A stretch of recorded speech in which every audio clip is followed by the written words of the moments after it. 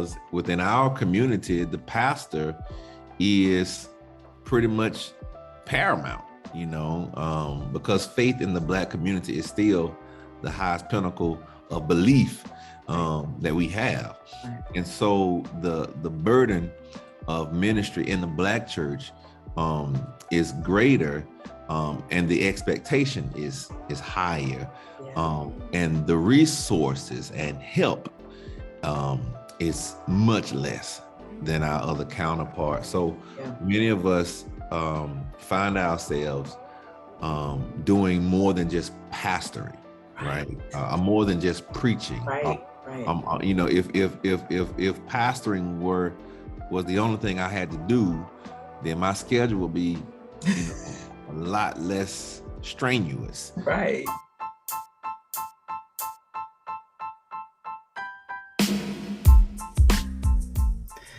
Welcome to the Burned Out Preacher podcast, where we have frank discussions weekly on ministry struggles and how many of us in the ministry have gone from overwhelmed and exhausted to calm and equipped leaders who love being in ministry. I am your host, Monique Addison-Stinson, burnout prevention coach for ministry leaders. Are you ready to overcome burnout? If your answer is yes, then keep listening.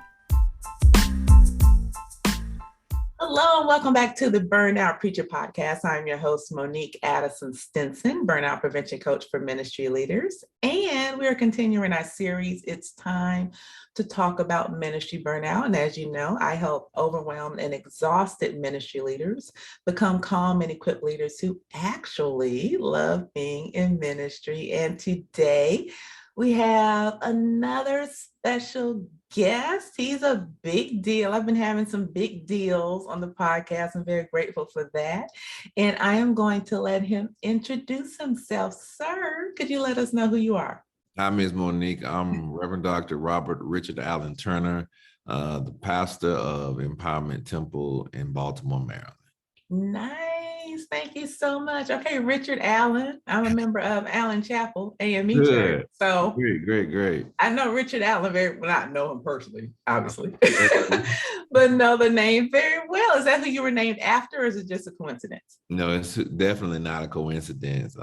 My dad, I'm a fifth generation AME on my dad's side, fifth and sixth to my dad and my mom. So yes, definitely intended to be named for the great Bishop. The great. That's right. Well, I am really honored to talk to you today. Well, like I mentioned, we are talking about ministry burnout. We're trying to bring this conversation to the forefront because it is something that I know I've been in ministry for over 20 years. No one's talked about health and definitely not burnout as it pertains to pastors and ministry leaders. And so God laid it on my heart to bring this out into the forefront after hearing so many stories of pastors leaving the pulpit. I think the estimate is around 1,700 pastors leave the pulpit monthly. And thousands of pastors are saying that they're just burned out, they're exhausted, they're overwhelmed.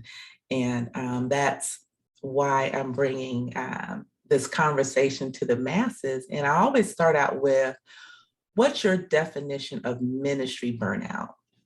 Yeah, my definition of ministry burnout is when you have completely allowed the fire that God put in you to be dwindled to a flicker, not even a flame, and ultimately, to burn completely out.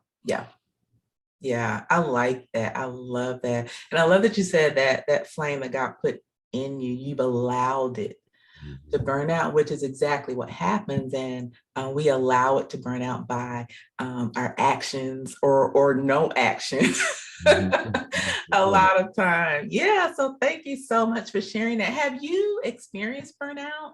Yeah, I want to say first, as I answer your first question, thank you for having this very important topic and conversation. I can't tell you how much this is needed across the entire ecumenical church. and especially within the Black church, Yes. with Black clergy, Yeah. who oftentimes, or more often than not, lead churches with very little resources. Yeah. And so whereas my white counterparts, traditionally, our Black pastors in traditional white churches have a lot more resources, Yep. to have a staff Yep. that can manage and oversee projects within the church, Yeah. our membership. But when it comes to predominantly Black churches, the Black pastor does not have the same level of support financially, Right. but the same level of expectation, If not more. if not more, because within our community, the pastor is pretty much paramount, because faith in the Black community is still the highest pinnacle of belief that we have. Right. And so the burden of ministry in the Black church is greater, and the expectation is higher, Yeah. and the resources and help is much less than our other counterparts. So Yeah. many of us find ourselves doing more than just pastoring, right? More than just preaching. Right. Right. If pastoring was the only thing I had to do, then my schedule would be, a lot less strenuous. Right. Right. But typically, Black pastors are the spokespersons for their communities. Yep. So I do a lot of speaking engagements outside of the church that I pastor. We are the minds that people seek to interview when they want to know what is the pulse of the Black community. We are sought on by politicians. Yep. To provide some political advice, yep. consultation. Yeah. And we are expected to, our members still expect to see the pastor in the hospital when they're sick. They expect to see you as one of the first people to visit them when someone dies or when a baby is born. Those traditional expectations, whereas other churches have staff that do those things. Our churches are used to the pastor doing that, and we do it, and without any complaint or apology. So I salute you for that, for having this conversation that you do continuously, and I commend you for highlighting this great issue, because it happens. So you asked me, have I ever experienced burnout? And do I know pastors who have? And the answer is an affirmative to both. I know of several pastors who have, and I myself have very gotten close to a complete flame out. People probably don't know, because pastors, we don't talk about our issues a lot.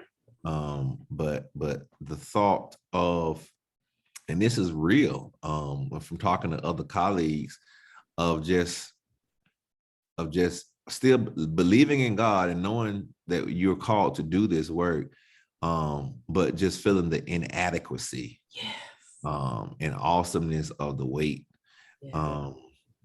is quite severe and daunting. And you cannot, you're never going to please everybody. And then you start getting to a point where you don't even please yourself. Right. And that can mess with you a little bit. And then you wondering why and how can God use you? And you're going to help God out by saying, well, I'm going to sit myself down, and not really having the courage to take what's needed, which is a vacation. Because the work is always paramount in your life and in your schedule. I, for instance, have been pastoring now for over 15 years. Started in my 20s, early 20s. I'm still in my 30s now, today. I have a birthday this month, but I have not in the last. I started pastoring January 14th, 2007, second Sunday in January. Sister Monique, when I tell you from 2007, that second Sunday in January, there has not been a Sunday. There has not been a Sunday where I was not in church or pastoring or preaching. I believe it. I have preached continuously. I believe it. My members will tell you, I'm not gonna miss a Sunday and Bible study. I'm there or having Zoom. Recently, I've started utilizing some help with the Bible study. Thank God I actually have help now at Empowerment Temple to help with Bible study, but vacations are something that I've never utilized all the vacation time the church gives me. And even when I do take a vacation, because I always do want to worship during my vacation, if I tell a pastor that I'm in town, guess what they tell me? Come preach. Come preach, right. and so that's how my vacations end up. And so it's typically now I just try to take vacations during the week. But that burnout is real. My mom always used to tell me, you can't burn a candle on both sides. Exactly. And it's really easy to do. Right. Because in addition to being a pastor, I'm also a family man. I got kids, wife. And so right. when I'm finished working with the church, when I'm home, the kids, it's not their fault. They've been working all day. It's not my wife's fault. Right. So then trying to spend time with them and then trying to have time to exercise and work out that helps you kind of clear your mind. Right. It's just, you really always feel like you're chasing an 8 ball. Right. Right. Oh my goodness. I don't even know where to start with you. I feel like I need to start counseling you or something. And that's another thing. We don't get counseling because we are the counselors. we are the counselors that people come to. Right. And, we are just wounded healers, right? Exactly. We're healing people while we're still wounded. Yeah, I like that. To help us heal ourselves. Right. So yeah. You mentioned something that I've been talking about. You mentioned quite a few things I've been talking about. One of them is that I always say the other denomination. You're right. They have staff. Actually, I'm working with United Methodist Church, and they have a staff. This pastor has been taking, week here, week off there. They have contacts, and she was like, you can contact me, but I'm not responding because I'm on vacation. Mm-hmm. Mm-hmm. I don't hear that in any of the Black churches I have worked with. Mm-hmm. And when I mention this to pastors and clients, I'm like, you need to take some time off. They're like, how do I do that? Yeah. But what you end up doing is creating more work for you to do when you come back. That's the problem. That's the problem. So I'm gonna talk to you offline about how to do that. But you Yeah, no, I've applied. We have this thing within the AME Church now, the district I'm in. You can apply for sabbaticals. I never had a sabbatical in my life. And if I get approved for it, then it'll give me some time. But I'm still like, I wouldn't care if I didn't get approved because it's like a long period of time. It's long for me. Wow. To be away. I don't know what I'll do with myself, Miss Monique. But I know my mind, God knows my mind needs the break to just refresh and reflect. Because your body copes, your mind copes too. And if you don't allow it to refresh itself or regenerate itself, it's only so much. And I thank God I'm still young, I'm still in my 30s. But it's only a matter of time when that bag is gonna be full. Listen, it's gonna burst. I just turned 50 this year. Let me tell you. Did. Yes, I did. Let me tell you. Congratulations. Thank you. Let me tell you, you need to learn now while you're in your 30s to take some time off, because whatever you do in your 30s affects your life in your 50s. No way. Yes. So I'm glad you're working out. Yeah. Not as much as I would like to, but yeah, I am. I'm starting to eat better because I can't work out as much. Because I work so I can eat. I work out so I can eat. That's what I work. I work out for the cheeseburgers. Are now Impossible Burgers. Listen, you need to, I'm gonna have to talk to you offline for real, because there's just so much we need to talk about. But cool. You need to take some time off and you need to eat right. But you're doing a good job. I'm eating better. I'm eating better now. Right. You're doing a good job. But yeah, taking time off is needed. I'm telling you, if you don't do it now, and again, this is where my health coaching comes in when I talk to a lot of my clients, is your body will sit you down. And I thank God, Ms. Monique, I've been holding strong. I'm telling you. I've not had a sick day in 17 years. That's a blessing. Sometimes I don't feel great on Saturday night, but Sunday morning, it's I'll tell folks it's mess in that pulpit. There is a bomb in Gilead. Well, I am here trying to bring awareness to pastors, because I don't want you to have to take a sabbatical. Because a lot of times when we take those sabbaticals, I can't remember the pastor who, I can't remember his name now. But I remember him being on TV saying, I had to take a sabbatical. And it was, I think, a few months. How long is the one in Amy Church? I didn't know that was a thing. Well, it's not a traditional one that we give. The program that I'm applying for gives you a month. I got you. Gives you a month. I got you. I'm not going to say when my month may be if I get accepted, because in our church, if the pastor doesn't show up, people not. Members don't show up. What district are you in? In the 2nd Episcopal district. Okay, I'm in the 11th. Oh, cool. Yeah. My mom's from Florida. Okay, nice. At Reed. But I would tell you, I would encourage you to take weekly time off, just like in corporate. So my corporate background is human resources, and that is something that you had to do. You had to take some time off. So definitely look at taking at least a day or two off during the week, and daily take at least an hour lunch break away. Really?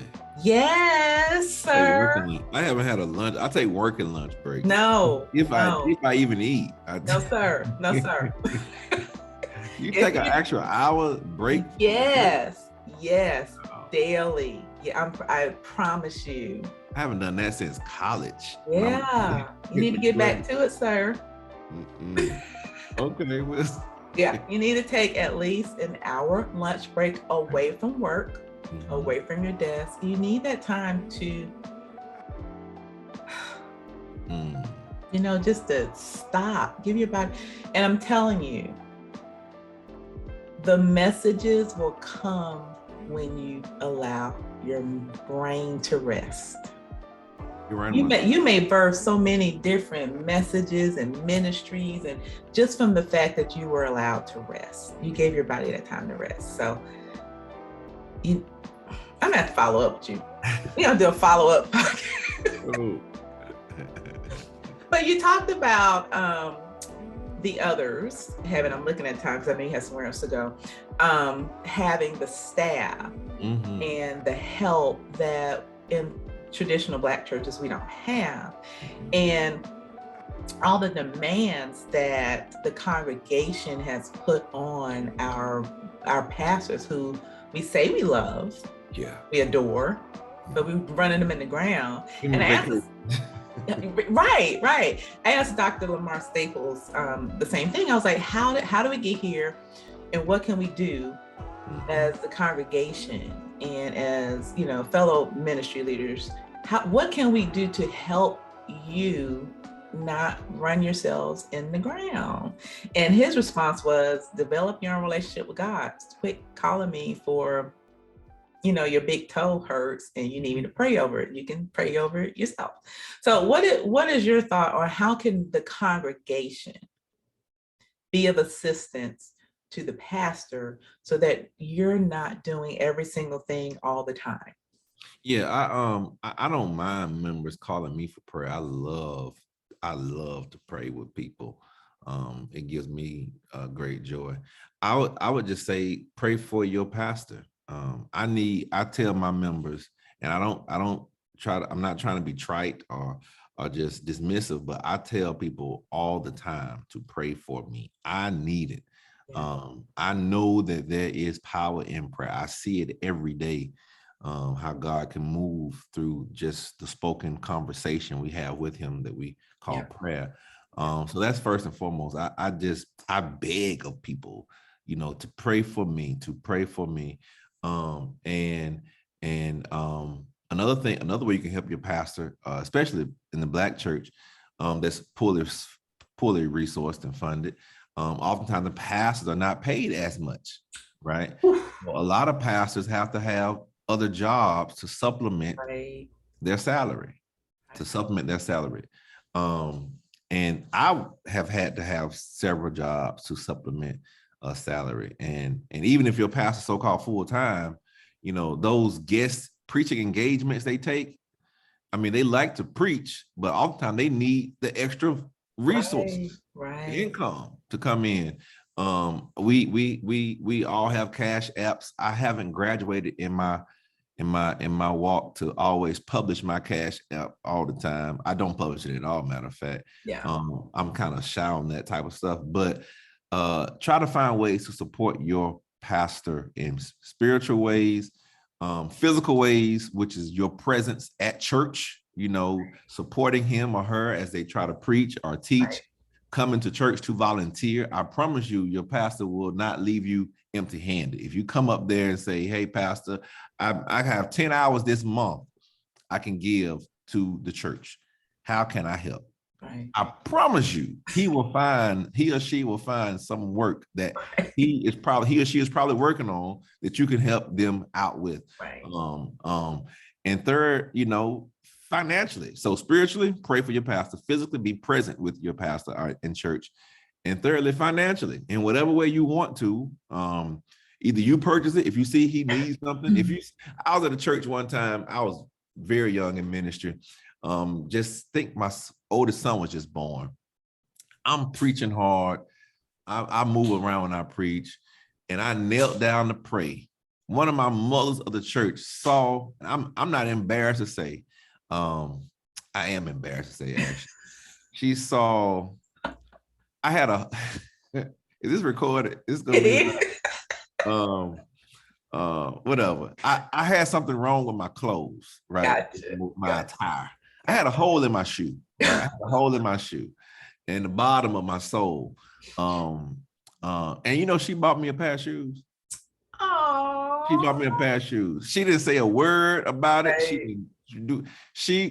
I think I was pastored for maybe 3 years. It was one of my first churches. Wow. I was working 2 or 3 jobs then. Mm-hmm. This sister bought me a pair of shoes. Wow. Because I had a hole in I was wearing the mess out those shoes. But she did. I'd never forget that. And it just goes to show you, sometimes people always say, well, he didn't ask me for anything. If you see something that needs to be see a need, you do it. You feel it. Right. You feel it. So those are my 3 things: spiritually, physically, and financially. Yeah. Ways you can support your pastor. I love that. And and I don't think people understand. There's all these memes that go on about, the pastors making all this money, and there are some that make a lot of money. Small percentage. I was going to say it's a very small percentage, and the demands, the educational requirements, especially in the A&B church. Yes. The education got student loans, over 6 figures in student loan debt. Exactly. All religious-based education. So all church-based. Right. I got to pay back. And people don't understand that. They don't get it. No. And these are requirements that the congregation, for the most part, is saying that they want of their leader. That's right. And you meet those requirements, and you can't pay your electric bill, or your family's going without, or Yeah. it's crazy. It's real. Yeah. I can tell you several pastor friends of mine who are struggling Yeah. to pay their bills. Yeah. It's sad. Yeah. And we try to support each other, but it is, and a lot of them have had to take other jobs. Right. And they're still at church all the time. And they're still at church, exactly. Right. And they still will give you money, right? Right. They will still give your children birthday gifts and stuff Right. like that. But if you go to their house and look at their refrigerator, Right. I'll walk them to the car and see their car with no gas. Yeah. You'll see how real it is. Exactly. So that whole reputation of pastors just really balling out of control, that's maybe 1% of all the Exactly. pastors.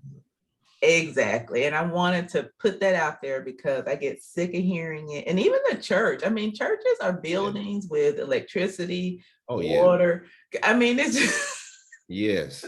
Don't get me started. I know, right? COVID has not stopped the power bill from coming. Absolutely not. Matter of fact, stuff has increased and it's gotten worse. And people, the first place people cut their spending is at church. Yep. So gas prices increase, people cut down their giving. Yeah. But we still give to the people. Exactly. Every week we have a benevolent fund, and we give to people. Right. And if you don't, you're gonna hear about it. That's right. That's right.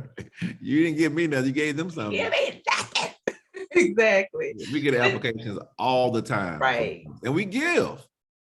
That's what we're there for. Exactly. And so that's why we're saying, people, this is why your pastor could be burned out. Yeah. Because of all of this. So help, be present, pray for your pastor. And if you got some change or some dollars and something, give some extra to your pastor. That's a fact. Exactly. Exactly. Well, thank you so much for sharing that and sharing your experience and what you've seen.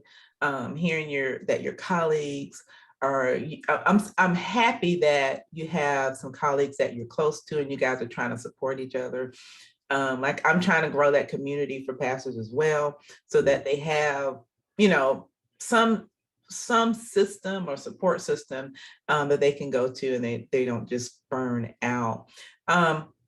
What's some advice you can give your colleagues in terms of trying to prevent burnout? I would say take some time off. That's my advice to you. Yeah, and I need to receive that. Yeah. I would say stay close to Jesus. I promise you. And I don't mean to be cliche at all, but the biggest mistakes I've made in life and in ministry have been when I operated outside of him. Same. Right. And when you're tired, yep, you do that. When you're tired, when you're hungry, yep, when your body is at a weak moment, it typically acts out of weakness.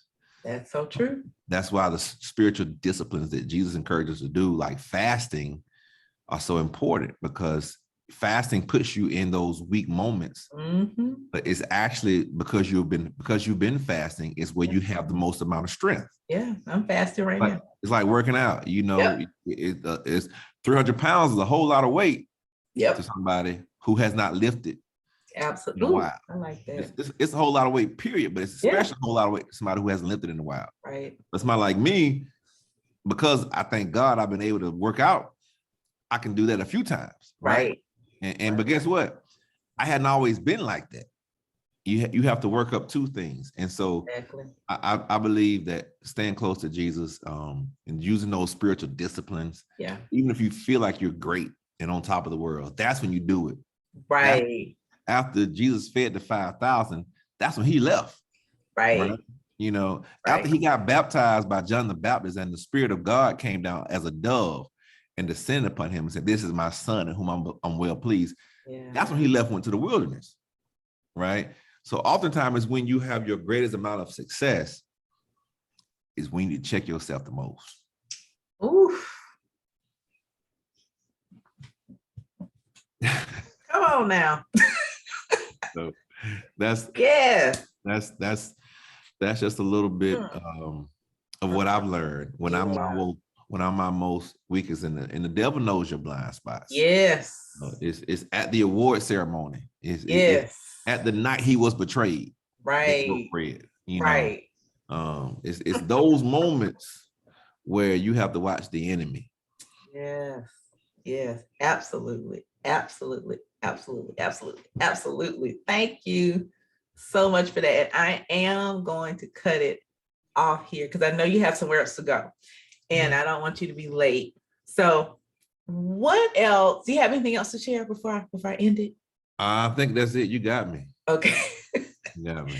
You're going to start taking some time off. You're going to start with daily hour lunch breaks away from work, aren't you, Dr. Turner?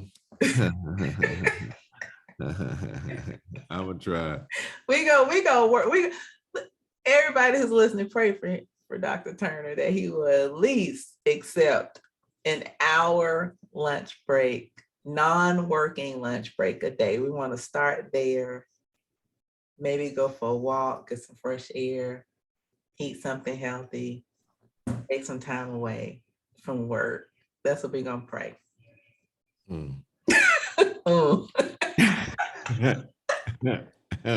I try not to lie, so I'm not gonna listen, if you can't take an hour out of a 24-hour day I'm not for up yourself, hours. I'm up maybe 21 or 20 hours. You're blessed to be given 24 hours that you can do with those 24 hours that you need to do.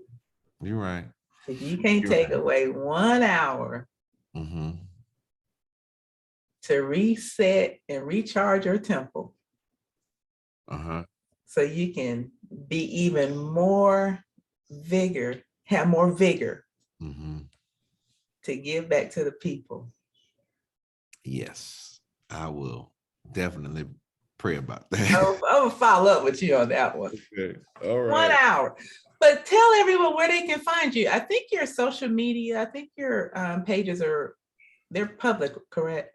No, my Instagram isn't. I mean, I open it up sometime for events. But yeah, with your church. My Twitter is Robert R.A. Turner 1. Facebook is my name, Robert Turner. The Instagram is Rev REV Dr. Dr. Robert Turner.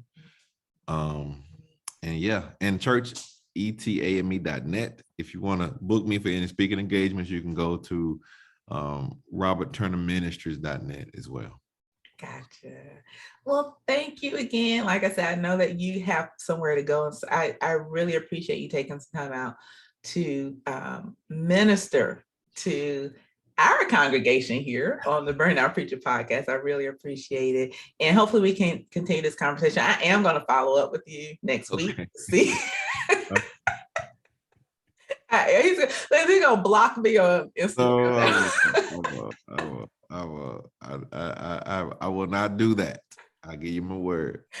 Right. Well, thank you so much again. And I thank you all for listening. Hang tight. I am going to end it here, but thank you all for listening. I will see you next time. Bye.